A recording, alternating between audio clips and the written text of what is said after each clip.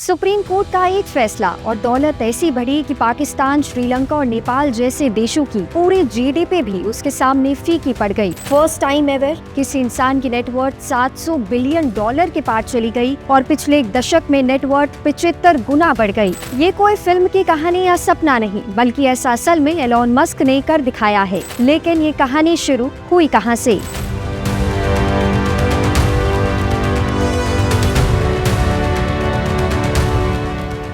साल था 2003 जब दो इंजीनियरों मार्टिन और मार्क टेस्ला शुरू कर रहे थे। सपना था एक ऐसी स्टाइलिश इलेक्ट्रिक स्पोर्ट्स कार बनाना जो पेट्रोल से नहीं बल्कि बिजली से दौड़े। समस्या थी खर्च, यानी पैसा कहां से आएगा। यहीं से एक नाम सामने आया, एलोन मस्क। फिर साल आया 2004। एलोन मस्क ने टेस्ला में 6.5 मिलियन डॉलर का निवेश किया और कंपनी में सबसे बड़े शेयर होल्डर बन गए। लेकिन ट्विस्ट यहाँ नहीं आया। टेस्ला की पहली कार रोडस्टर में देरी हो रही थी। मस्क को मौका मिला, मैनेजमेंट पर सवाल उठाने शुरू किए और बोर्ड मीटिंग्स में सीईओ मार्टिन को ही इन सब का जिम्मेदार ठहराया गया।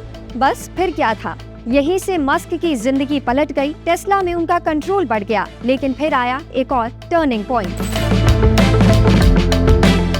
साल 2008 की शुरुआत टेस्ला और मस्क दोनों के लिए अच्छी नहीं हुई। ये सबसे मुश्किल दौर था जब कंपनी पर दिवालिया होने का खतरा था और मस्क के पास सैलरी देने तक के पैसे नहीं थे। लेकिन धैर्य रखने और कोशिश करने वालों की भगवान मदद करता है। मस्क ने अपना सारा बचा हुआ पैसा टेस्ला में झोंक दिया।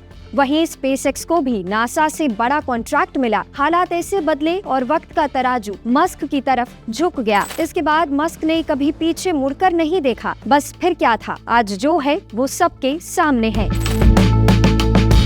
आज एलन मस्क की नेटवर्थ करीब 749 बिलियन डॉलर तक पहुंच चुकी है। दुनिया के इतिहास में ऐसा पहली बार हुआ है जब किसी की नेटवर्थ इतनी बड़ी हुई हो। अब मस्क दुनिया के सबसे अमीर इंसान ही नहीं बल्कि फर्स्ट एवर ट्रिलियनर की दुनिया में कदम रखने की तरफ बढ़ रहे हैं। उनके बाद दुनिया के दूसरे सबसे अमीर व्यक्ति गूगल के को-फाउंडर लैरी पेज हैं, जिनकी नेटवर्थ करीब 253 बिलियन डॉलर है। पर गौर करने वाली बात यह है कि वो एलन मस्क से करीब 500 बिलियन डॉलर पीछे हैं, यानी अमीरी की रेस में मस्क के आसपास कोई भी नहीं है।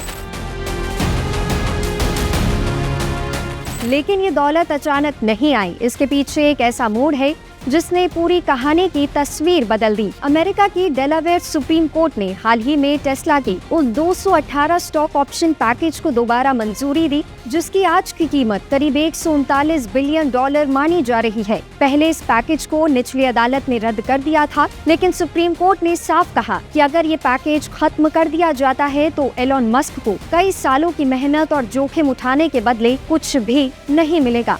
इस एक फैसले ने मस्क की नेटवर्थ को नई ऊंचाई पर पहुंचा दिया। साल 2010 में उनकी नेटवर्थ सिर्फ 650 मिलियन डॉलर थी। 2012 में ये 2 मिलियन डॉलर हुई। 2015 में 13 बिलियन डॉलर और 2018 तक ये 20 बिलियन डॉलर के पास पहुंची। इसके बाद जैसे ग्राफ सीधा ऊपर उठ गया। 2020 में उनकी नेटवर्थ 155 बिलियन डॉलर हो गई। 2021 में 300 बिलियन डॉलर, 2024 में 400 बिलियन डॉलर और अब 2025 में ये आंकड़ा 749 बिलियन डॉलर तक पहुंच चुका है। यही वजह है कि कहा जाता है कि सिर्फ 10 साल में उनकी दौलत करीब 75 गुना बढ़ गई है।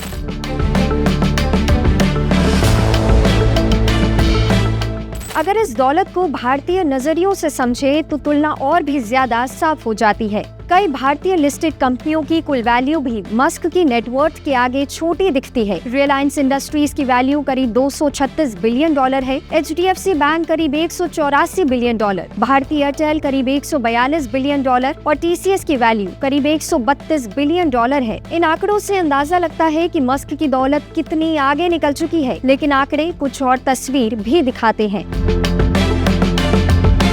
भारत के टॉप 10 अमीरों की नेटवर्थ को जोड़े तो वो भी मस्क की नेटवर्थ से कोसों दूर दिखती हैं। मस्क की कुल नेटवर्थ 749 बिलियन डॉलर है, वहीं 10 भारतीय अमीरों की कुल नेटवर्थ 349 बिलियन डॉलर है, यानी आधे से भी कम। लेकिन मस्क के पास इतनी दौलत आई कहां से? आखिर वो क्या काम करते हैं? एलन मस्क के एसेट्स देखें तो अब तक वो 7 कंपनियों में को फाउंडर हैं। टेस्ला, स्पेसएक्स और XAI उनके सबसे बड़े और अहम बिजनेस का हिस्सा है। मस्क की सबसे बड़ी हिस्सेदारी स्पेसएक्स में है, वो 42% हिस्सा रखते हैं। वहीं टेस्ला में उनकी हिस्सेदारी करीब 16% है। अब देखना होगा कि मस्क की दौलत फर्स्ट एवर ट्रिलियन की दुनिया में कदम रखती है या नहीं, और अगर रखती है तो कब तक। इस पूरी कहानी पर आपकी क्या राय है, हमें कमेंट सेक्शन में जरूर बताएं और ऐसे ही अपडेट्स के लिए देखते रहें जी बिजनेस।